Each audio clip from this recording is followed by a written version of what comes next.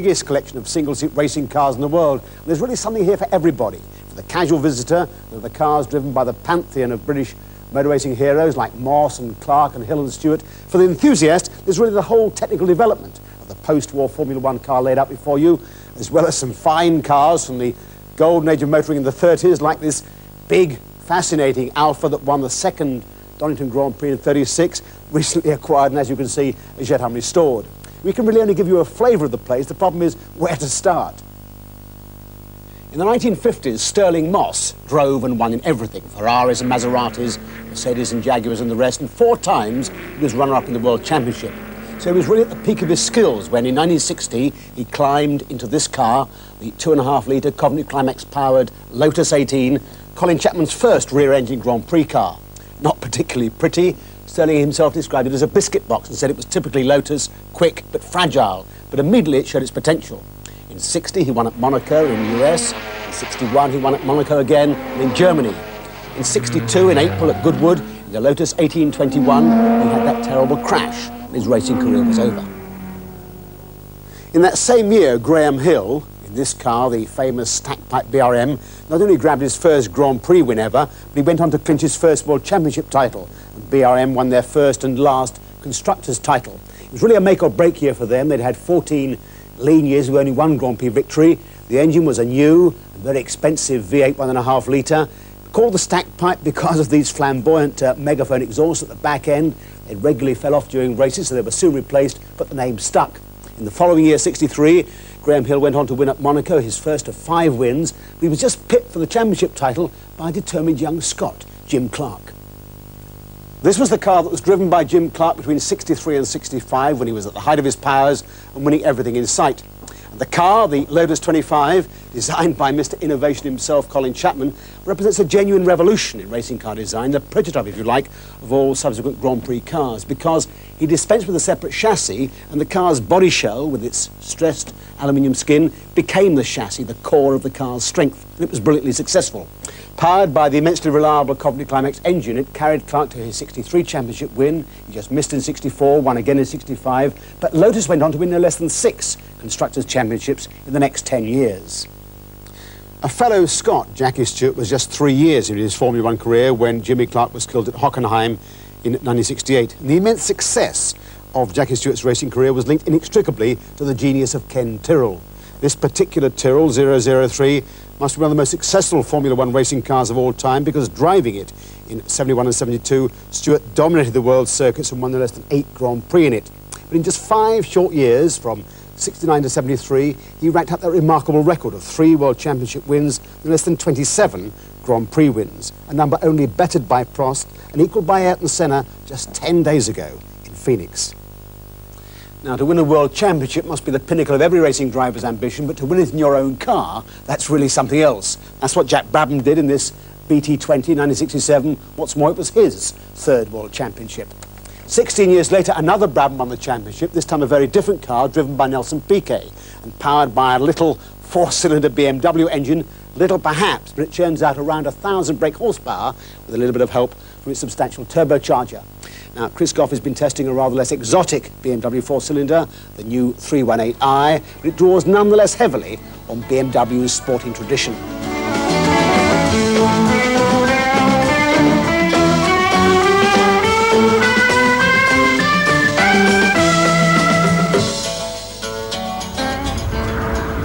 Since 1966, BMW have had a lightweight sporting saloon in the range. It was first called the 2002, but in 1976 it was replaced by the first of the 3 Series cars, and very successful they turned out to be. Now, during their lifetime, the 3 Series evolved into 2- and 4-door saloons, into estate cars and even cabriolets, but they were always based on that compact 2-door shape with not very much room in the back. Well, now here we are in the new 3 Series car, and it's a very different concept. Designed from the outset as a 4-door saloon, it looks like a scaled-down 5 Series. It's very slightly higher than the old car, it's slightly wider, but significantly it's 4.5 inches longer. Now, not many of those inches have gone into the rear compartment, though. There's only 1.5 inches more legroom than there was in the old car.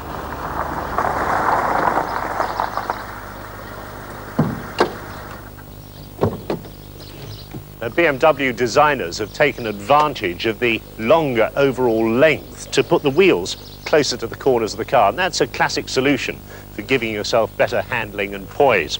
Also gives them the opportunity to do something rather clever here under the bonnet.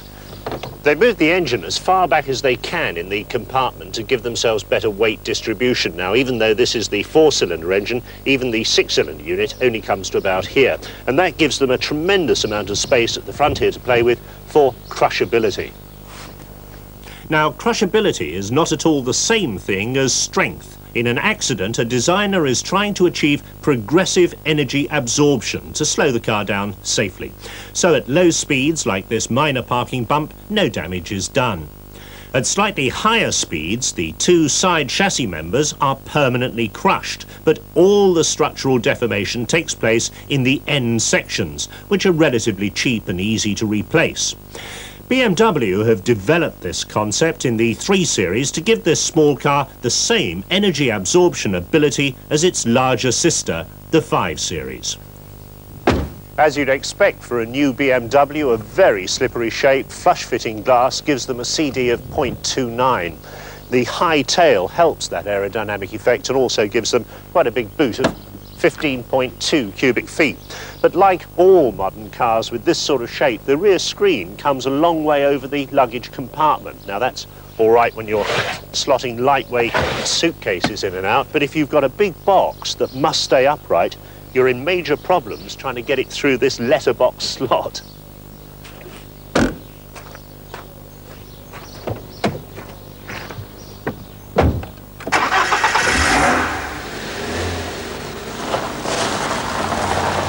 If the shape of the new car is different, then certainly the feel of it is very different as well. You always had the impression with the old car that the nose was up in the air, the rear suspension was squatting down and you were driving along. This is much more the feeling of a civilized little limousine. And that's reflected in the sheer quality of the trim material and the lovely BMW dashboard. This is the 318, and while the engine doesn't have the silky smoothness of the 6 cylinders in the 2-litre and 2.5, it's very refined. Drives through a beautiful 5-speed gearbox. There's very little road noise back from the chassis. The handling is very secure. In a straight line, it's very stable, and the ride on this longer wheelbase is truly excellent. It's always difficult to fully explore a car's handling on the public road. Here at the Shenington Kart track, there's no such problem. The point is that BMWs have always had a reputation for being somewhat tail-happy, especially in the wet. On a damp, tight kart circuit, we could find out in complete safety whether the new rear suspension, borrowed from the Z1 Coupe, had cured that problem. From our brief examination, it certainly seemed to have done. Coming into this first bend at normal road speed, steer the BMW round, holds its line, no drama. But coming in here a bit quicker, starting to sling it in, and I change my mind and back off. Car simply understeers and again absolutely predictable. So let's try a real panic one, coming up to this tight bend, pretty fast, 45 miles an hour, reef it in. Just, you can hear the squeal of the understeer and nothing happens at all. Of course, you shouldn't forget that even though it's just the 318, the BMW is still a powerful rear-wheel drive car, and if you really want to be silly and provoke it, it's possible to get it into fairly extreme attitudes, but as I say, you have to provoke it. You could argue that the lively rear axle and the ability to power slide the bigger engined versions was all part of the fun of the old 3 Series. That's not to say that this car, with its more sanitised handling, is boring. On the contrary, you can cover the ground very swiftly indeed in it. But you have to wonder if BMW, by making this car bigger, slightly heavier, and above all, between 10 and 15% more expensive, aren't in danger of losing the core 3 Series market that served them so well over the years. So in summary, the BMW 318i is a good-looking car. They've paid a lot of attention to safety in the way it's built, and the handling's a lot more secure. But it suffers still from rather stingy rear legroom. That boot's a bit awkward to load, and it's got a distinctly less sporting character. All 3 Series BMWs are fitted with catalytic converters as standard. Well, back here at Donington, let's go from 4 cylinders to 16, because one of the less obvious but nonetheless very real attractions of this place is that you can chart some of the most spectacular failures or dead ends in the endless motor racing search for more power, less weight and greater traction. This, for example, is the H16 engine developed by BRM in 1966. And what you've got basically is a double-decker engine. You can see it more clearly in the spare. You've got 2 flat 8s mounted one above the other, 2 crankshafts geared at one end. You end up with 4 valves per cylinder, so 64 valves, 128 valve springs, immensely complex, very heavy, and as you might expect, woefully unreliable. So after hundreds of thousands of pounds spent in development, it was scrapped after just 1 year. That was 67. In 1971, we've got the Lotus misadventure with the gas turbine. Theoretically, it should have worked. The turbine is a much simpler engine with far fewer moving parts, and it offers immense power. But the problem was harnessing it despite 4-wheel drive. It was difficult to balance through the corners because of the 2 or 3 seconds throttle lag as the turbine speeded up, and the brakes took a hammering as there was no overrun braking from the engine. Its best outings were a 2nd at Hockenheim and an 8th at Monza, but the concept was soon abandoned as being unworkable. Now, in the search for greater traction, 4-wheel drive would seem to be an obvious answer, but in fact this is the only 4-wheel drive car ever to win a Formula One event. It was designed by the brilliant British engineer Harry Ferguson in 1960, and he gave it Dunlop anti-slip Maxret brakes, but it never really delivered. Stirling Moss drove it brilliantly at Alton Park in 61 to beat the Coopers in the wet, and Graham Hill had some success in 63. But in 64 it was really put out to grass and became British hill climbing champion. Strangely, 5 years later there was a whole clutch of 4-wheel drive Formula One cars, but they never overcame the weight penalty, and really there it rests. But if not 4-wheel drive, what about aerofoils or wings? In fact, of course, they're upside-down wings. They don't lift off like an aeroplane. They force the back end of the car down onto the road to give better traction or grip. Now, initially, they were fixed on long supports like this, running down straight onto the axles, but they weren't braced in any way. They received all kinds of shocks and lows, so they often broke off during a race, and the car lost its traction, so they were banned eventually as being dangerous. So what was the answer? What the designers did was to fix the wings much more securely straight onto the body of the car, but since the downforce varies with the speed of the car, it varied the ride height during a race. To cope with that, they stiffened up the entire suspension. And when that gave the drivers a much rougher ride, it was said they were told to sit on their very well padded wallets. Now, in 1978, the Brabham Alpha team mounted a very divergent attack on the traction problem. What they wanted to do was to suck out the air from under the car to pull it down onto the road, the reverse effect, if you like, of a hovercraft. So they mounted a big extractor fan on the back end.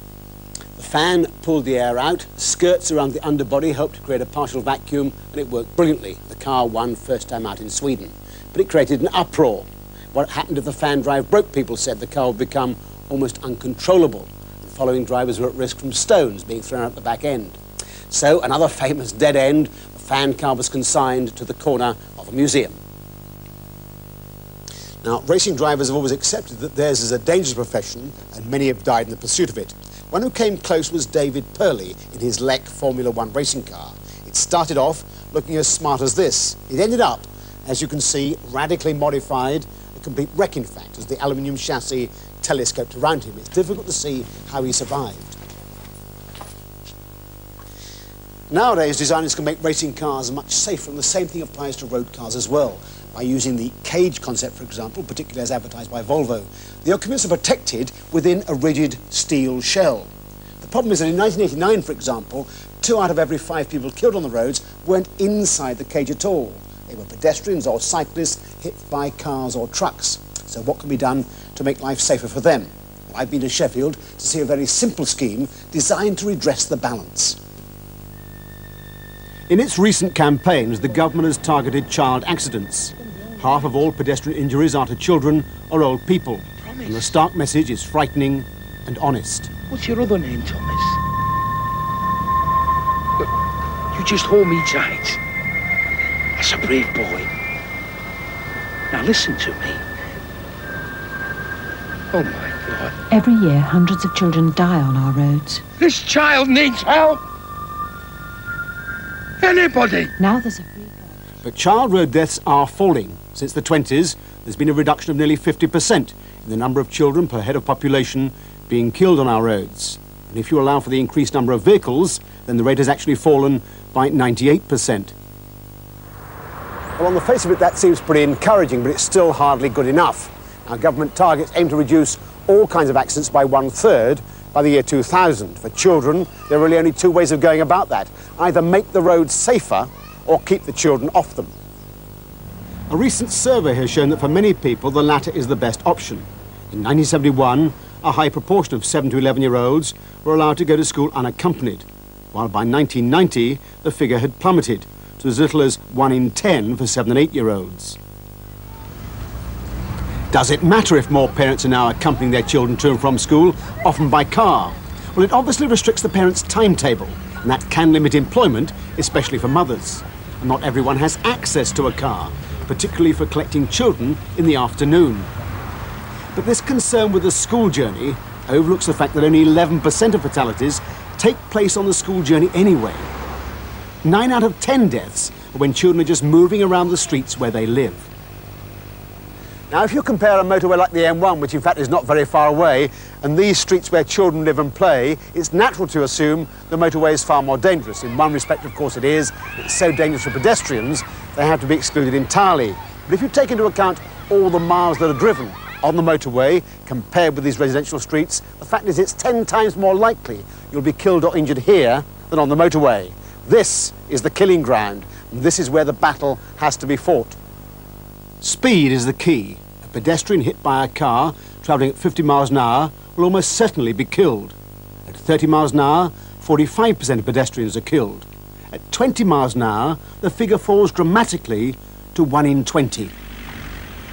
That's the logic behind these 20-mile-an-hour zones being tried out here in the Tinsley district of Sheffield and elsewhere around the country. Rather than select a particular dangerous road, the whole residential district is to be restricted to create a safe zone.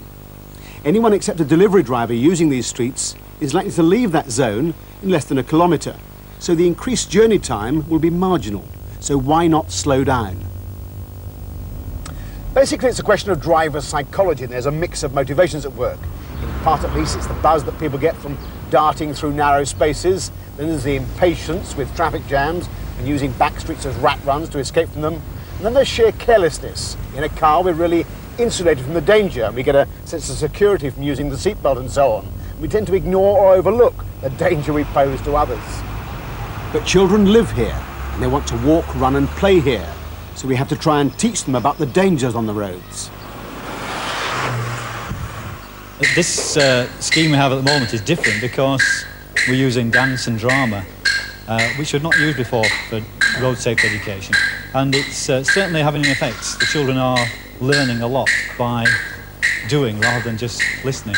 They've been imagining themselves to be a car, a driver, or a pedestrian, so they know what the problems are.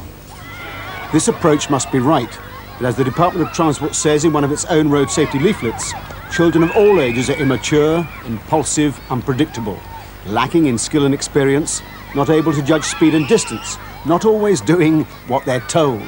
In the circumstances, it's not surprising that some children get killed or injured. In fact, my own son Alexander was knocked down and badly injured when he darted across the road impulsively to meet me. And when it happens, the strange thing is, we tend to exonerate the driver and say they didn't have a chance and blame the victim. We blame children, that is, for behaving like children. Surely it's more reasonable to demand that adults change their behaviour and to demand from drivers a higher degree of maturity and rationality.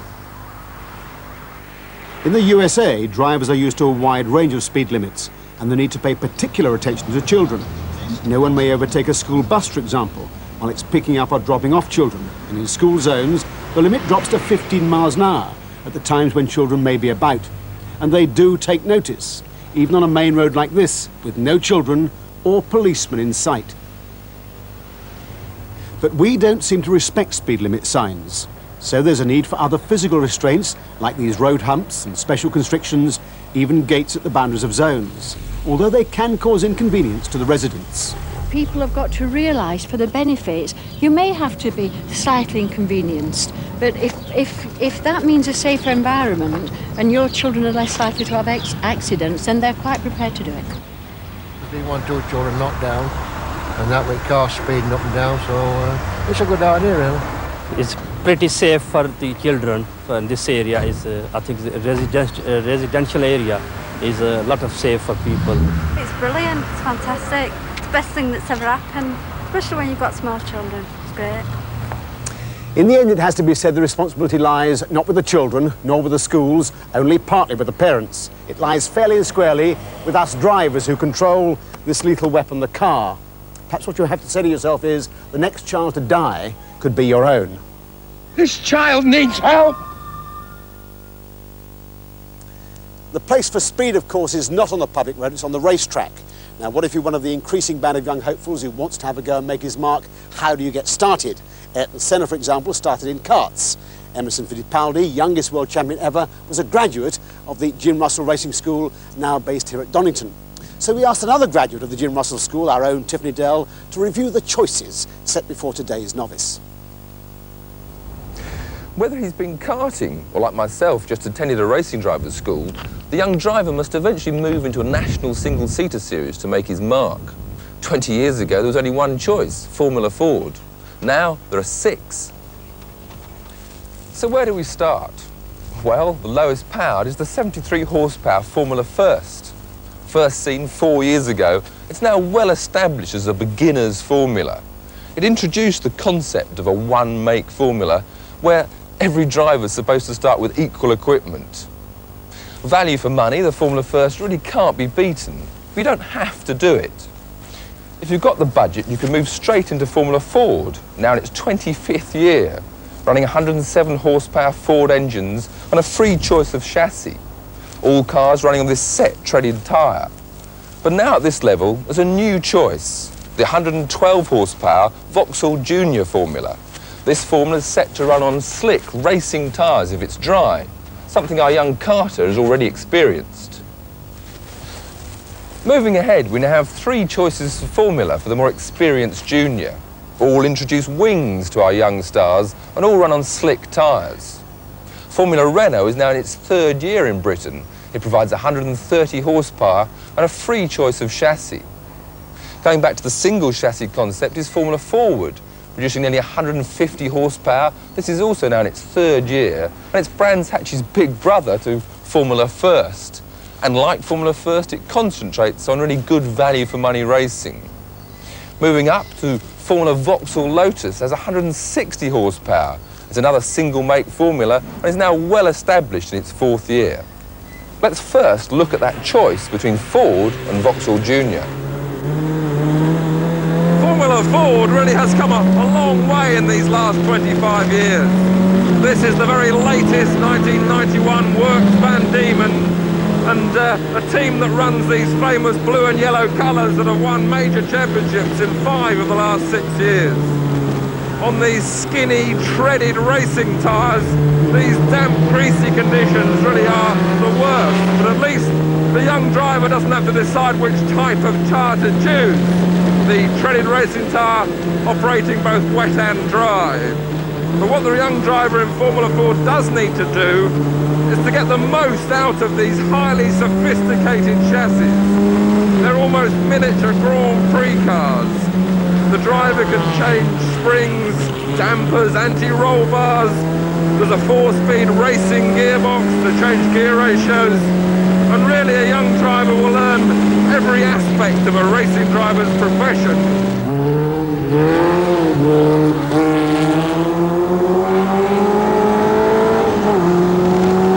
Moving across from the torch Formula Ford to this new one-make Vauxhall Junior, you instantly notice the difference. This is a much more driver-friendly car because everyone has the same car. You don't need to have a very highly sophisticated, stiffly sprung chassis to give everyone the same chance. So all the drivers will have this same car. It's fairly softly sprung relative to the Ford, and you can have a bit of fun driving it around. It's going to be very equal, competitive racing, but the only thing missing is that the young driver won't have the advantage of making a suspension setup which gives him an advantage over his rivals, and that's something crucial in Formula 3 and Formula 3000. So, an easier car to drive than Formula Ford, but one where Vauxhall hope driving talent will come forward. Formula Renault is our first chassis with a wing on the back. It's for the more experienced juniors. Like Formula Ford, there's a choice of chassis, so there's plenty of technical innovation, and there's a lot of suspension alterations a young driver can make to get the most out of his car.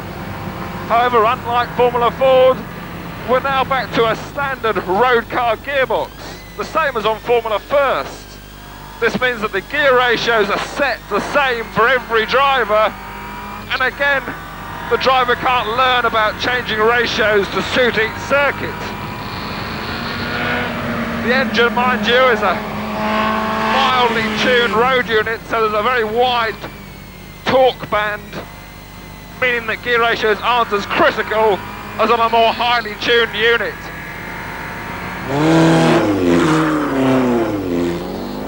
Back in a one-make formula, and once again you notice the change in sophistication. The Formula Ford car is much simpler than the Formula Renault high-tech style, but nevertheless it provides excellent training for a young driver. Of the three senior Formula Ford is perhaps the least promoted, with the other two being backed by major car manufacturers. But nevertheless, Brands Hatch have produced a very exciting, relatively high-powered formula for very low-cost budget racing. Formula Ford, we're back again to a racing gearbox, which is nice. In this case, a 4-speed transmission, very similar to the Formula Ford. So at least the driver can choose his own gears.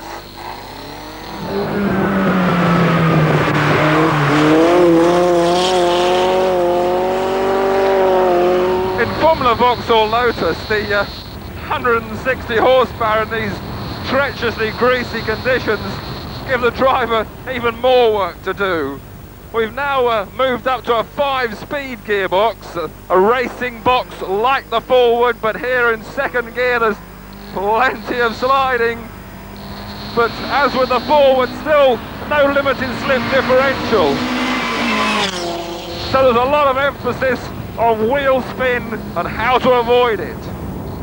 Now, although these one-make formulas do make for very equal driving, it's in conditions like this that really a driver wants to try and start changing the car to get the most out of his chassis. But with this one-make idea, we've only got 6 different spring types to try, and otherwise there's very little changes I can make. So it doesn't really teach the driver how to set up cars for varying conditions. So the emphasis in Vauxhall Lotus is teaching a driver how to handle a fair amount of horsepower with pretty limited grip. Now, if rallying is more to your taste than track racing, never fear, because Top Gear is there as well. And you've still got a chance to take part in this year's Radio Times Rally Quest competition. The details are on page 18 of the current Radio Times. What you've got to do is to answer those 4 questions and get the coupon back to us at the latest by next Monday, March the 25th. If you do it all right, you then get an entry form, which you have to get back to us by April the 3rd. And 2 weeks after that, we'll be back here at Donington to see the selected finalists battle it out on the track and through the forest to find a winner. That winner then has a chance to take part in this year's Lombard RAC Rally. But the first step along that track, of course, is to get that coupon back to us at the very latest by next Monday. That's all for this week. Next week, Sue Baker reports from Detroit, and Chris Godby gets a chance to drive those beautiful new S-Class Mercedes. See you then. Till then, drive safely. Goodbye.